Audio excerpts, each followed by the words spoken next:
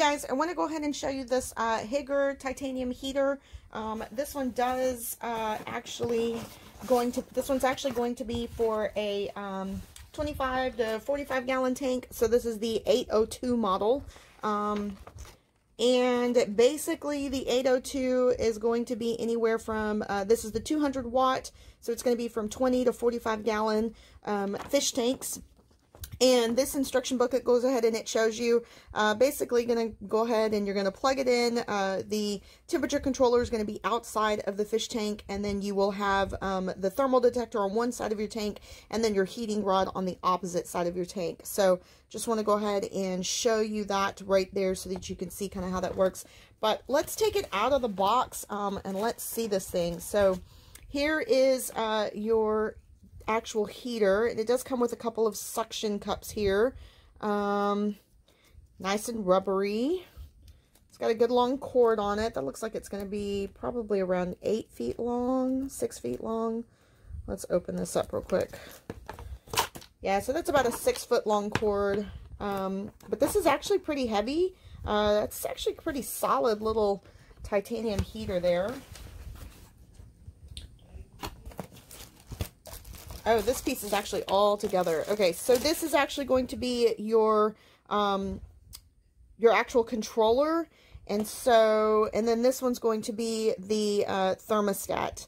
So this one's going to control on one side of your fish tank to be able to tell you what your fish tank is actually running, what it is. And you don't want to put this side by side by your actual heater element, because then it'll actually read an inaccurate temp. You want it on the opposite side of your tank. But basically this is going to go ahead and keep the tank temperature, kind of read the tank temperature, and then the other side is going to tell you that, hey, you know, this is what we need to go ahead and keep it up to. So you're going to connect this one onto this one, which is kind of hard to do. Okay, so it does come with one extra suction cup.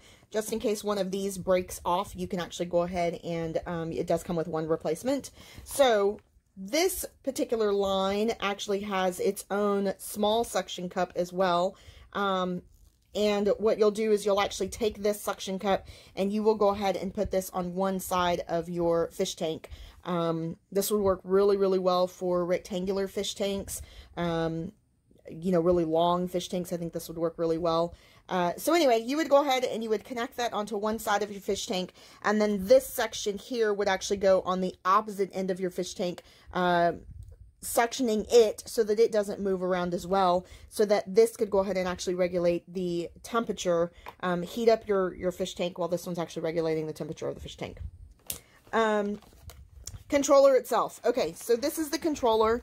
And it looks like it does have kind of a set button, an on and off button. And then of course you can do your temperature and what have you. So let's plug this in. Let's see what it looks like when it's lit up. Okay, so I've plugged it in. And it is set for Fahrenheit right now. You can change the temperature to be for Celsius. It is currently on, and it's saying that my water temperature based on this little guy right here, the small one, is actually 70.5, but I'm having it actually set to 85. So this actually is warming up. I can feel it in my hand. It is actually getting nice and warm. It's not super hot, but it definitely is warm. You can feel the element in there starting to heat up. Okay, last thing I want to go ahead and say about this is that I cannot determine exactly if this has an on and off button. After reading instructions and kind of going through it, it does not. This is going to actually stay on in your fish tank based on the temperature that you have it set on. So if you have it set to 65 degrees, it's going to keep your tank, like if your tank gets colder than 65, then it's going to kick on in order to actually heat up your tank to 65. So right now it's saying that, you know, my water temperature, which I don't have it in water, is 71.7, and I have it set to 71. So it should not be heating up. However, there is not a button function on this to actually turn this off completely where there is no reading. The only thing you can do is actually push the setting button, and then that will tell you if it's actually, you know, higher or lower.